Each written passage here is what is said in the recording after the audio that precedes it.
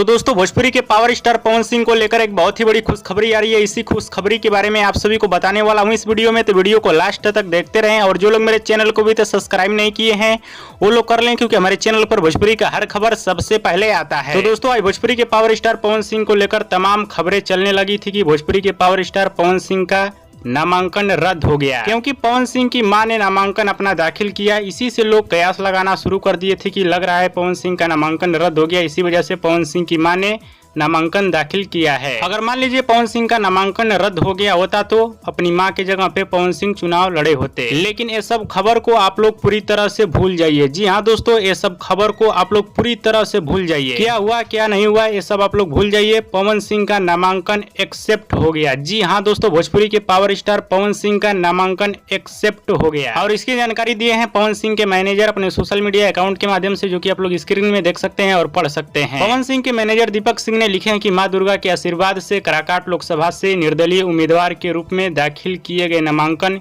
Scrutiny के बाद स्वीकृत हुआ।